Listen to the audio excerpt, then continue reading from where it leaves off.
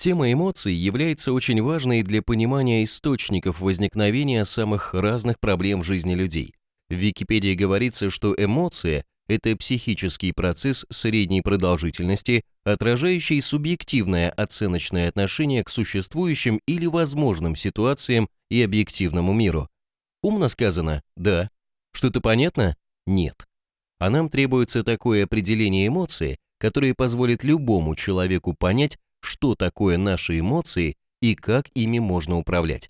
Еще имеется широко разрекламированная книга Давида Гоуэлмана «Эмоциональный интеллект», суть которой сводится к совсем простой мысли о том, что не следует показывать свои негативные эмоции, поскольку они негативно влияют на других людей. Очень мудрая мысль, но понимание того, что такое наши эмоции и как ими можно управлять, она не дает. Поэтому мы будем разбираться с этим вопросом заново. Для этого мы обратимся к личному опыту каждого зрителя этого видео. Представьте себе ситуацию, что вы мама ученика 4 класса. Утро, вы проснулись, у вас хорошее настроение. Вы готовите завтрак. Ребенку пора вставать в школу, и вы говорите: «Петечка, дорогой, вставай, пожалуйста, а то опоздаешь в школу». Говорите вы это хорошим, добрым голосом. Петечка приподнимает голову, смотрит на маму, слушает интонации ее голоса и продолжает спать. Проходит минут 5, и вы понимаете, что время на подъем и завтрак уменьшается, и он может опоздать на уроки. Поэтому вы переходите в состояние волнения и более тревожным голосом говорите: «Петечка, вставай сейчас же, ты же опоздаешь на уроки, дорогой». Ваше внутреннее состояние уже изменилось, возникла легкая эмоция тревоги, что ребенок опоздает на урок. Петечка выслушал вас и продолжает спать. Проходит еще несколько минут, и вы понимаете, что ваш ребенок реально опаздывает в школу, и у вас могут быть в связи с этим неприятности.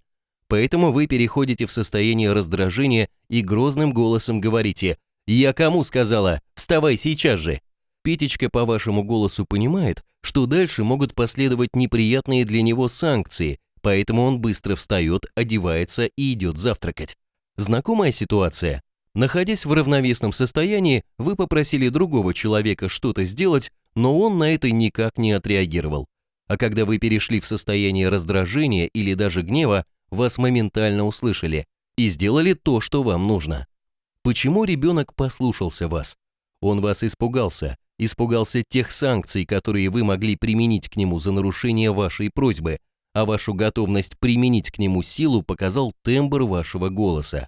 То есть пока вы были в равновесном, расслабленном состоянии, то вы не представляли собой угрозу и вас не принимали всерьез. А когда вы перешли в состояние возбуждения, которое мы называем эмоциями раздражения или гнева, и снова потребовали немедленно начать собираться в школу, то ребенок вас тут же услышал и сделал то, что вам было нужно. То есть вы всего лишь перешли из состояния спокойствия в состояние раздражения, как тут же стали убедительны и вас услышали. А что такое раздражение? Это эмоция, негативная эмоция. Сначала вы были спокойны, потом появилась эмоция, и отношение ребенка к вашим словам резко изменилось. Причем эмоция возникла у вас само собой, вы не прилагали для этого никаких усилий. Ваш организм сам создал в вас эмоцию. А почему у вас появилась эмоция? Потому что кто-то не хотел сделать то, что нужно было вам. Получается, что такое эмоция? В самом общем виде эмоция – это реакция нашего организма в ответ на происходящие вокруг нас события. Что-то произошло, и мы отреагировали через эмоцию.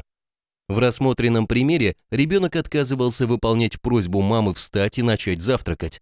В ответ на его отказ у мамы возникла эмоция раздражения, которая позволила ей получить нужный результат. Как проявила себя эмоция раздражения? У мамы повысился уровень возбуждения психики, то есть повысилась энергетика ее тела, изменился тон ее голоса, и ее тело перешло в состояние готовности применить к ребенку физическое воздействие. Значит, получается, что эмоция – это энергетическая реакция организма в ответ на какие-то события, происходящие во внешнем мире или внутри вас. Например, если вы недовольны своим весом, то у вас может возникать раздражение по отношению к себе, когда вы видите себя в зеркале, или когда вы просто подумаете о том, как ужасно вы выглядите с вашими лишними килограммами. Как происходит ваше эмоциональное реагирование? Как придется или по какому-то определенному алгоритму? Оказывается, что для каждой эмоции существует определенный алгоритм, по которому происходит изменение нашего уровня возбуждения. То есть каждая эмоция имеет определенную цель, которую мы хотим достигнуть с ее помощью. Естественно, что вы никогда не задумывались над этим, но ваш организм всегда выбирает именно ту эмоцию, которая наиболее подходит для вашей цели. Кто в нас производит выбор нужных нам эмоций и активирует их в нужный момент? Из видео «Что такое человек» вы уже знаете, что всеми нашими действиями руководят 4 центра принятия решений. Какой из этих центров изменяет уровень возбуждения нашей психики и создает в нас нужную эмоцию? Это делает наш центр обеспечения безопасности или наш рептильный мозг, который расценивает как опасность любую ситуацию, когда расходятся реальность и наши идеи или ожидания относительно того, что и как должно происходить, и принимает свои меры по нашей защите. А как он может защитить нас? Он может дать команду нашим мышцам совершить какое-то действие, например, пригнуться или отпрыгнуть, и может изменить наше энергетическое состояние таким образом, чтобы мы оказались наиболее эффективными для приведения реальности в нужное нам состояние. Причем все это происходит моментально, в сотые доли секунды. Это позволяет нам повысить уровень выживаемости в реально опасных условиях. А дальше на помощь рептильному мозгу приходят другие наши внутренние системы. Долго поддерживать нужный нам уровень возбуждения только по нервным волокнам сложно, поэтому организм включает более мощный инструмент управления нашими состояниями – гормональный, которым заведует наша лимбическая система. То есть, обнаружив опасность и выдав максимально быструю реакцию на нее, рептильный мозг одновременно посылает запрос на поддержку в лимбическую систему. Она активирует те железы, которые вбрасывает в кровь набором гормонов, необходимый для создания нужной эмоции. И с помощью гормонов мы испытываем эту эмоцию уже достаточно длительное, но все же ограниченное время. Понятно, что донести до клеток тела по кровотоку нужные гормоны – дело не быстрое, совсем не сотые доли секунды, за которые рептильный мозг выдает свою защитную реакцию. Зато гормональная поддержка есть более мощный и более устойчивый способ поддержания в теле нужного уровня возбуждения. Поэтому в предложенной модели управления действиями человека лимбическая система рассматривается не как самостоятельный центр принятия решений, а как вспомогательный орган головного мозга, обеспечивающий поддержку тех решений, которые принимает рептильный мозг. По каким же алгоритмам действует рептильный мозг, когда изменяет уровень возбуждения нашей психики? Это зависит от того, как рептильный мозг оценивает свои возможности повлиять на опасную ситуацию и защитить нас. В самом общем, упрощенном виде этот алгоритм приведен на рисунке. Сначала что-то изменилось во внешнем мире или внутри вас, то есть произошло неожиданное изменение реальности, какое-то событие или новая ситуация, возникло воспоминание о чем-то в прошлом или вы представили себе неблагополучное будущее. Ваш рептильный мозг через органы чувств получил эту информацию. Дальше он должен оценить, несет ли в себе это изменение опасность для вас. Для этого ему необходимо сравнить эту новую информацию с тем, что и как должно происходить, чтобы вы были в безопасности, то есть с вашими ожиданиями, убеждениями, верованиями или просто воспоминаниями о подобных ситуациях в прошлом. Вся эта информация хранится у вас в центре готовых решений или в подсознании. Процесс сравнения и нахождения отличий производится очень быстро, и на его основе рептильный мозг принимает решение, какую реакцию ему нужно выдать в ответ на это изменение. Если он приходит к выводу, что ничего опасного нет, то никакой эмоциональной реакции не будет. Если выяснится, что реальность лучше ваших ожиданий, то рептильный мозг дает команду лимбической системе создать в вас состояние радости, которое мы тут же проживаем без остатка. Прятать радость в нашем обществе не принято. Это развитие событий по верхней линии алгоритма. Эмоции, создаваемые по верхней линии алгоритма, принято называть положительными. Если же реальность и ваши ожидания расходятся, то дальше рептильный мозг оценивает, может ли он как-то повлиять на ситуацию, исправить ее, чтобы защитить вас. Если рептильный мозг приходит к выводу, что он может повлиять на ситуацию, то он создает у вас эмоцию силового давления. Это эмоции недовольства, раздражения, злобы, гнева или даже бешенства. Эти эмоции состоят в том, что вы переходите в возбужденное состояние, в котором вы будете ощущать себя сильнее, чем нарушитель ваших ожиданий, и вы уже с позиции силы будете диктовать нарушителю ваших ожиданий, как он должен изменить свое поведение, чтобы вы чувствовали себя в безопасности. Причем уровень возбуждения в вашей психике будет зависеть от того, насколько сильно расходятся реальность и ваши ожидания. Чем сильнее расхождение, тем более высокий уровень возбуждения вы получите. Это будет развитие событий по средней линии алгоритма. Эмоции, создаваемые по средней линии алгоритма, принято называть негативными. На самом деле, как вы уже понимаете, внутренний смысл этих эмоций самый позитивный. Они призваны, чтобы исправить нарушение кем-то ваших замечательных идей или ожиданий. Другое дело, что для достижения этой позитивной цели используется силовое давление, то есть запугивание, что не очень позитивно, конечно. В рассмотренном примере ребенок явно нарушал ожидания мамы, что ему пора вставать и собираться в школу. Именно об этом она говорила ребенку в первые 2 обращения. Но говорила она свои пожелания достаточно доброжелательно, поэтому рептильный мозг ребенка, не желающего просыпаться, не среагировал на ее слова. Ребенок продолжал спать. Эту ситуацию уже рептильный мозг мамы расценил как опасную. Если ребенок опоздает в школу, у нее могут быть неприятности. Поэтому рептильный мозг перевел маму в возбужденное состояние, которое мы оцениваем как эмоцию раздражения. И в состоянии раздражения мама достаточно жестко потребовала от ребенка выполнить свою просьбу. Она уже была готова применить силу для достижения своей цели. Рептильный мозг ребенка оценил состояние мамы как реальную опасность для себя и дал организму импульс энергии, чтобы он быстро проснулся и выполнил требования мамы. То есть ребенок испугался гнева мамы. Если бы вместо ребенка мама пыталась поднять не желающего вставать папу, например, то вряд ли это у нее получилось бы. Скорее всего, никакой гнев мамы не вызвал бы испуга у папы, и он не стал бы выполнять ее требования. А вот ребенок испугался гнева мамы, поскольку его рептильный мозг признал, что мама гораздо сильнее ребенка. То есть, когда вы испытываете эмоции раздражения, гнева, злобы или бешенства, то это означает, что вы используете эмоцию силового давления на того, кто разрушает важные для вас ожидания, что и как должно происходить. То есть ваш рептильный мозг уверен, что вы можете запугать этого нарушителя, и он поступит так, как вы считаете правильным. Если этот нарушитель в этот момент находится рядом с вами, он должен испугаться вас и изменить свое поведение. Если его рядом нет, то он никак не может отреагировать на вашу эмоцию, поскольку ничего не знает о ней, и она не окажет нужного вам действия. То есть вы раздражаетесь или гневаетесь совершенно напрасно.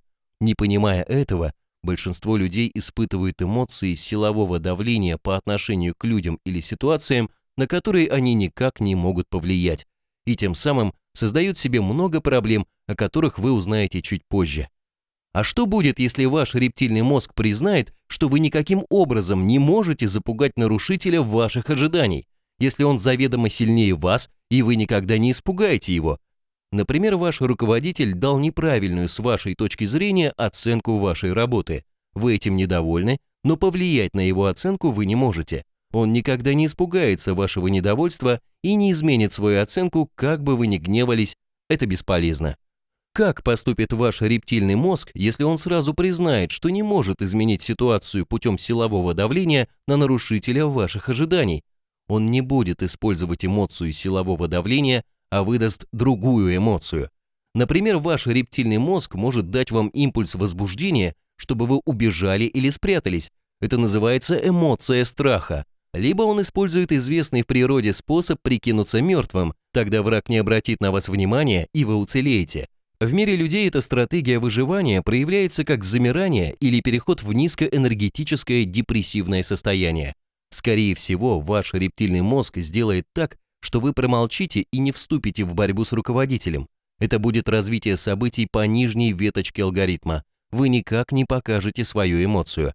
Зато вы можете попробовать обратиться к разуму руководителя и на фактах доказать, что его оценка вашего труда ошибочна. Это будет безэмоциональный, разумный способ доказать свою правоту. Не факт, конечно, что ваш руководитель услышит ваши доводы. Он мог давать оценку вашего труда не своим разумом, а находясь в какой-то эмоции, которую могли породить даже не вы, тогда он вас не услышит. То есть, поскольку разум действует медленно, то первую реакцию на нарушение ваших ожиданий всегда дает рептильный мозг. У вас возникает эмоция, но вы не всегда можете использовать ее в своих целях. Мы так устроены. Как видите, вполне целевое назначение имеют такие эмоции, как раздражение, гнев, бешенство и страх.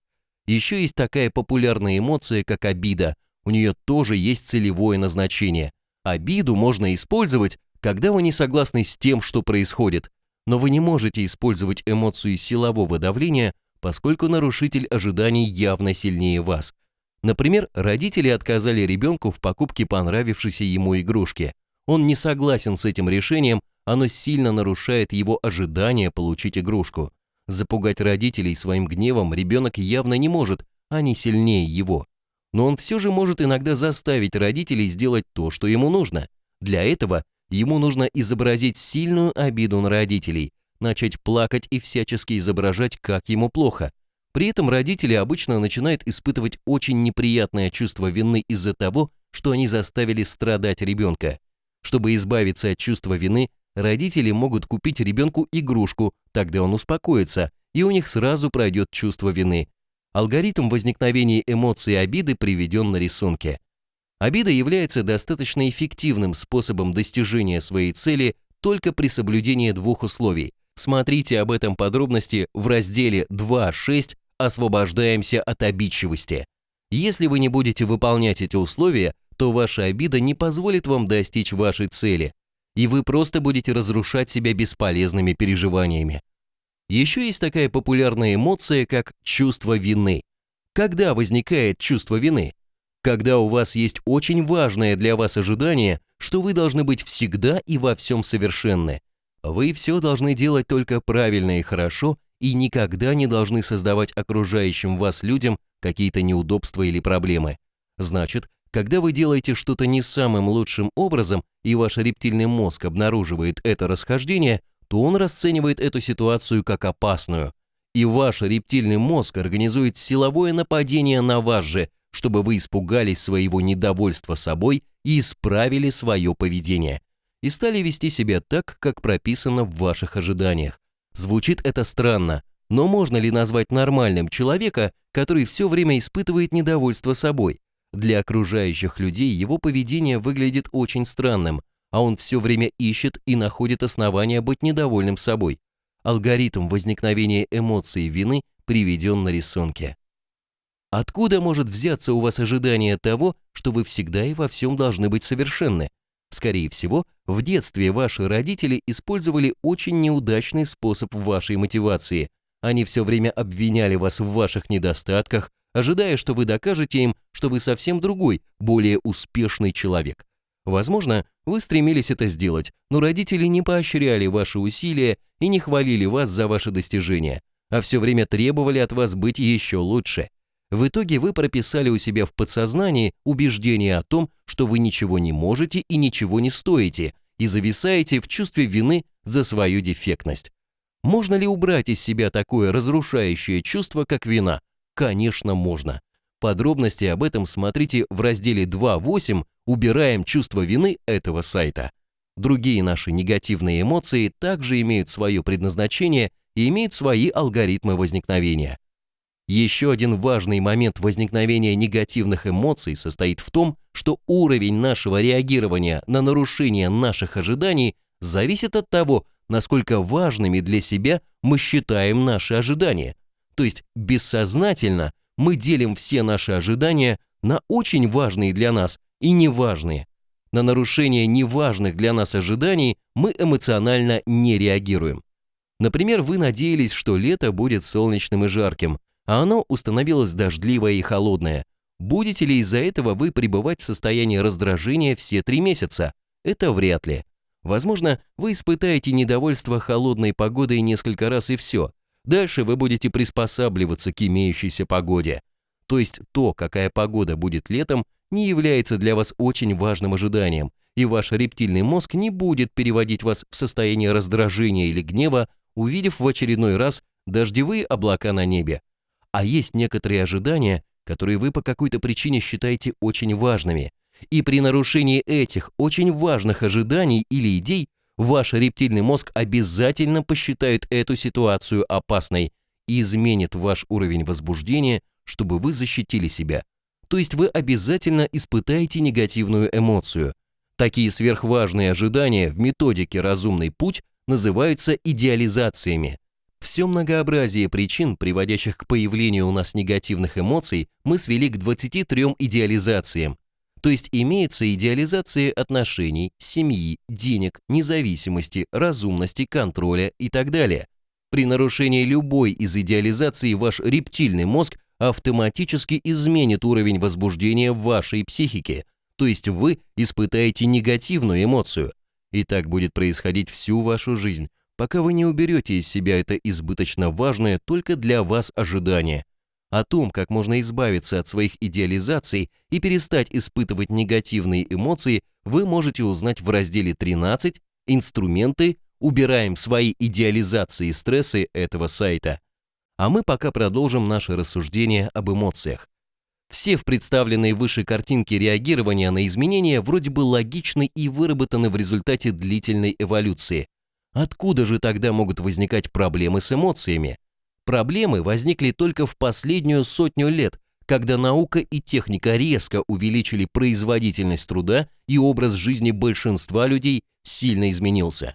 В ходе длительной эволюции рептильный мозг человека выработал правило, что для победы в борьбе вы обязательно должны быть сильнее своего оппонента, то есть того, кто нарушает ваши сверхважные ожидания.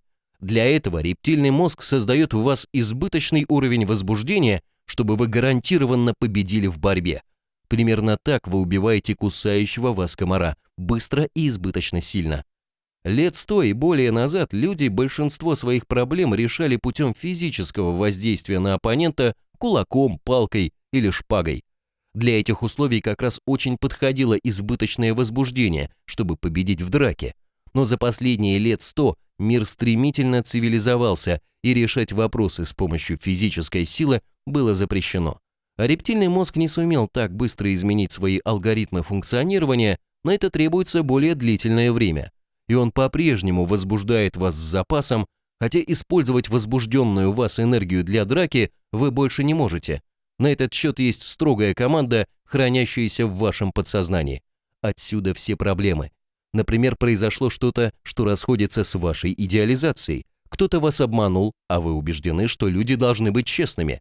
Ваш партнер договорился о встрече, но опоздал или совсем не пришел на нее, а вы уверены, что люди всегда должны выполнять свои обещания. Ваш муж забыл, что у вашей мамы сегодня день рождения, а вы жестко уверены, что это великая дата, и он всегда должен помнить о ней. И так далее. Произошло что-то, что нарушило очень важные для вас ожидания. Ваш рептильный мозг дал вам импульс возбуждения, чтобы вы силой воздействовали на нарушителя очень важных для вас ожиданий, и он изменил свое поведение. Но вы больше не можете применить по отношению к нему физическую силу. А если вы воспитанный человек, то не можете даже позволить себе обругать его. Что происходит в этой ситуации? Ваш рептильный мозг, исходя из своего древнего алгоритма функционирования, все равно переведет вас в состояние возбуждения, чтобы вы могли силой заставить нарушителя в вашей идеализации исправить свое поведение. Возбужденная в вас энергия бурлит в вас, требуя немедленного физического действия, а вы ничего не делаете, только говорите себе «успокойся, успокойся». Разве что часть энергии вы используете, чтобы высказать свое недовольство его поведением. Вся остальная энергия останется в вас. Ваш рептильный мозг понимает ваше бездействие в соответствии со своей пещерной логикой. Сегодня вы не можете напасть на вашего оппонента, поскольку он сильнее вас, но вы обязательно накажете его в следующий раз, когда вы будете сильнее. И в соответствии с этой логикой он не убирает возбужденную в теле энергию, а откладывает ее в теле в виде эмоционального блока. Эмоциональный блок похож на сжатую пружинку, готовую в любой момент отдать запасенную в ней энергию. Только эта пружина не металлическая, а телесная. Какое-то из волокон вашей мышечной системы сжалось и не разжалось, то есть спазмировалась, с тем, чтобы в нужный момент разжаться и отдать запасенную в них энергию для победы над нарушителем вашей идеализации. Сколько раз вы испытали негативную эмоцию, столько телесных спазмов вы сохранили в своем теле. Причем рептильный мозг откладывает эмоциональные блоки в теле непроизвольно, а строго тематически. То есть в одном месте тела он откладывает эмоциональные блоки, возникшие в ходе вашей борьбы за свои идеализации с мужем или женой. В другом месте тела собираются эмоциональные блоки, возникшие в результате недовольства собой. В третьем месте собираются эмоциональные блоки, возникшие в результате вашего недовольства деньгами и так далее. Каждый эмоциональный блок несет в себе заряд энергии, предназначенный для борьбы с конкретным оппонентом. В итоге годам к 40-50 у вас в теле могут быть сотни эмоциональных блоков разной мощности. Причем они могут откладываться в самых разных местах вашего тела – в голове, грудной клетке, в руках или ногах. Когда вы выполняете физические упражнения или проходите сеанс массажа, вы можете разрушить часть этих микроспазмов. Но до тех эмоциональных блоков, что были отложены у вас в голове или в грудной клетке, вы никак добраться не можете. Хирурги и массажисты прекрасно знают, что в теле любого человека имеется множество спазмированных мышц, но никто не понимает, когда и зачем эти спазмы возникли в нас.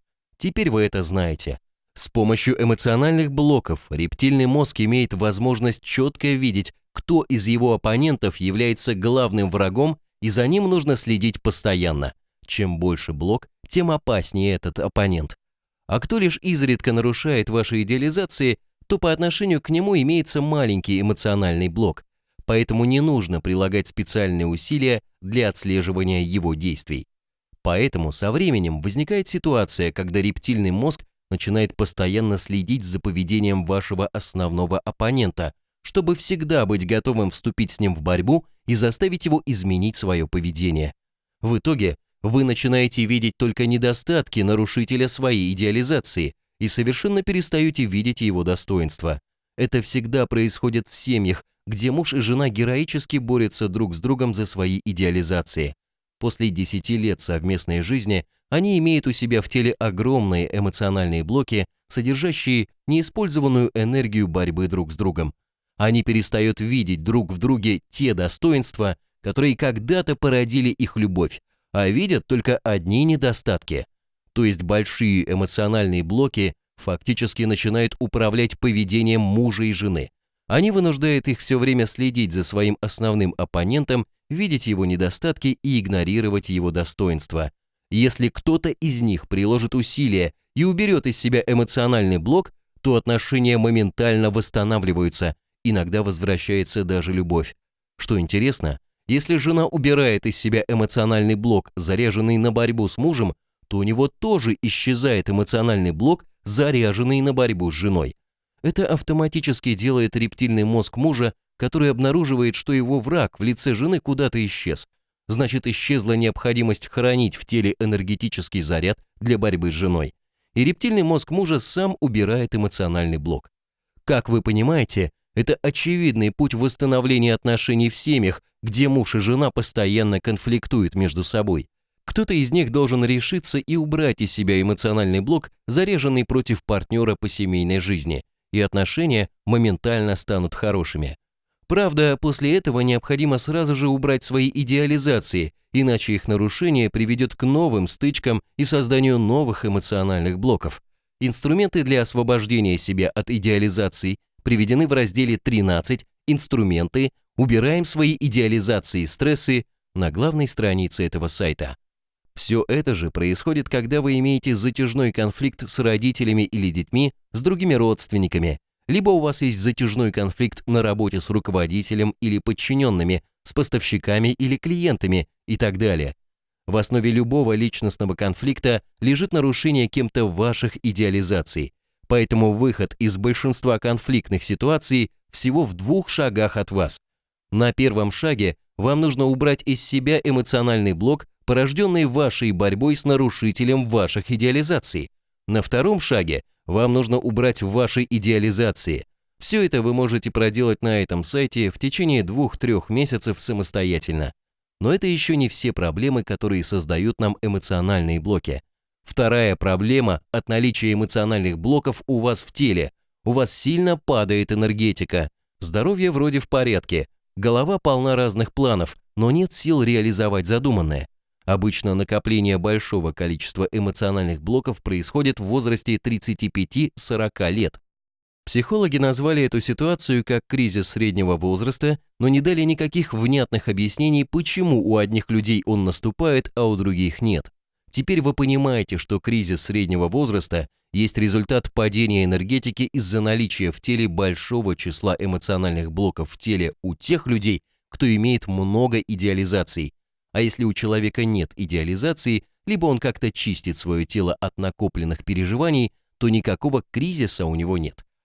То есть, если человек поработает с техниками, убирающими из его тела эмоциональные блоки, то его энергетика резко возрастет, и его кризис среднего возраста моментально пройдет. Следующая проблема, которую создают эмоциональные блоки, они являются причиной многих наших заболеваний. Большой эмоциональный блок – это большое количество спазмированных мышц, находящихся в одном месте тела. Если в этом месте находится какой-то внутренний орган или железа, то он обязательно заболеет. Врачи не станут искать, почему у вас заболел этот орган, они сразу начнут его лечить. Возможно, их усилия дадут нужный результат, или ваше заболевание перейдет в хроническую фазу, что бывает значительно чаще. Понятно, что далеко не все наши заболевания вызваны эмоциональными блоками, но когда вы уберете эмоциональные блоки из своего тела, то ваше здоровье явно улучшится. Четвертая проблема от эмоциональных блоков – они активно противодействуют вашим попыткам изменить себя так, что в итоге этот блок будет больше не нужен вам. Точнее, противодействует, конечно, ваш рептильный мозг, но выглядит это так, как будто это делают эмоциональные блоки. Например, вы много лет конфликтуете со своими родителями, и теперь они представляются вам чуть ли не исчадиями ада. Вы видите в них одни недостатки и не знаете, как изменить ситуацию. Потом кто-то посоветовал вам дать себе команду начать спокойно и доброжелательно относиться к любым словам и поступкам ваших родителей, поскольку они искренне заботятся о вас, но делают это очень неумело. То есть это будет рекомендация заменить у вас в подсознании ту программу поведения, которая сегодня порождает вашу борьбу с родителями. Значит, вам нужно убрать из себя очень важное для вас ожидание того, как должны складываться ваши отношения с родителями. Вы начинаете загружать в себя эту новую программу отношений с родителями, но у вас ничего не получается. Либо вы совсем забываете о вашем намерении изменить отношения с родителями. Если вы об этом вспомните, у вас тут же появятся очень срочные дела, которые нужно сделать немедленно. Или вам захочется поесть, попить, сходить в туалет и так далее. Все что угодно, лишь бы не менять свою программу поведения по отношению к родителям. Кто будет мешать совершать нужные вам изменения в себе? Ваш рептильный мозг, который всегда противодействует любым изменениям, поскольку их последствия никогда нельзя заранее предвидеть. Поэтому лучше ничего не менять. И чем больше эмоциональный блок, заряженный на борьбу с родителями, тем сильнее будет это противодействие. Поэтому любые изменения всегда нужно начинать с очистки своего тела от того эмоционального блока, который может оказаться ненужным в результате ваших изменений. Пятая проблема от наличия эмоциональных блоков – они создают у вас в голове бесконечный и неуправляемый бег мыслей. Многие люди страдают от того, что в их голове идет бесконечный и неконтролируемый бег мыслей. Идут какие-то бесконечные диалоги и обсуждения ваших прошлых неудач, планирование ваших будущих побед и так далее. Все это отнимает у вас энергию, и вы можете чувствовать себя усталым, не совершая никаких реальных действий. Кто ведет эти бесконечные обсуждения у вас в голове? Если вы уже посмотрели фильм «Что такое человек», то вы помните, что наряду с 4 центрами принятия решений в нас есть еще один блок, который мы называем сознание. Он осуществляет перевод идей и мыслей центров принятия решений на понятный нам язык слов и образов. В рамках принятой на этом сайте модели само по себе сознание никаких отдельных функций не имеет. Оно лишь обеспечивает нашу связь с центрами принятия решений. То есть сознание – это то, что мы обычно называем голова. Наше сознание востребовано, когда какой-то центр принятия решений хочет довести какую-то информацию до нас на понятном нам языке. Когда у центров таких задач нет, наше сознание простаивает. То есть никаких мыслей у нас в голове вроде бы не должно быть. Но на деле простаивающее сознание обычно захватывает центр обеспечения безопасности, то есть рептильный мозг, и он организует там активное обсуждение ваших бывших проигрышей, которые привели к возникновению эмоциональных блоков. И плюс организует обсуждение, чего вам нужно было сделать, чтобы вы выиграли в тех схватках с вашими оппонентами. Это и есть тот самый неконтролируемый бег мыслей, который многим доставляет большие неприятности. Можно ли убрать этот ненужный вам бег мыслей из головы? Различные индийские школы предлагают избавить вас от бега мыслей за 3-4 года ежедневных многочасовых медитаций. Этого же самого эффекта вы можете добиться, если уберете из своего тела эмоциональные блоки. Это можно сделать с помощью представленных на этом сайте инструментов примерно за 30-50 часов работы над собой. На эту тему на сайте есть отдельный раздел 3.2 «Останавливаем неконтролируемый бег мыслей». Можете зайти туда и быстро решить эту проблему. Дополнительным бонусом от очистки тела от эмоциональных блоков является улучшение вашей интуиции. Если вы помните, в принятой на этом сайте модели за интуицию у нас отвечает Центр творчества. Именно он стремится подсказать нам самые лучшие решения выхода из той ситуации, где нам затруднительно найти выход с помощью разума. Но голос нашей интуиции обычно очень слаб. Центр творчества никогда не настаивает на своем решении, он просто выдает его, а будете вы его использовать или нет, это обычно решает ваш разум. Причем похоже, что общение между разумом и центром творчества идет через наше сознание. Поэтому, когда наше сознание занято бесконечным бегом мыслей, который порождает наш рептильный мозг, то центр творчества часто не может донести свои правильные решения до нашего разума. Когда мы очищаем тело от эмоциональных блоков, то у центра творчества появляется больше возможностей донести до нас свои подсказки. То есть наша интуиция улучшается сама собой. Как видите, изменившиеся в последние десятилетия условия жизни привели к запрещению добиваться своих целей с помощью физической силы. Это, в свою очередь, привело к тому, что в людях стало накапливаться большое число эмоциональных блоков, со всеми вытекающими из этого проблемами. Можно ли организовать свою жизнь так, чтобы у вас в теле не было эмоциональных блоков? Поскольку изменить алгоритм функционирования древнего рептильного мозга мы не можем, то для избавления от проблем, которые создают нам негативные эмоции, вам всего лишь надо поработать над собой по 3 следующим направлениям. Первое. Нужно убрать все или хотя бы большинство имеющихся у вас в теле эмоциональных блоков. Мы предлагаем сделать это с помощью техники «эффективное прощение», но на ее использование имеются ограничения по здоровью. Либо вы можете убрать эмоциональные блоки с помощью закрытых аудиотренингов или аудионастроев. Это дольше, но не требует от вас никаких усилий и специального времени. Все подробности об этих и других способах очистки тела от эмоциональных блоков вы найдете в разделе 11 «Инструменты. Делаем внутреннюю чистку» этого сайта. Второе. Чтобы у вас в теле больше не возникали эмоциональные блоки, вам нужно выявить и убрать из себя ваши сверхважные ожидания или идеализации.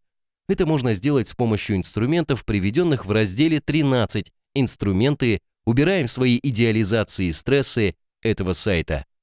Третье.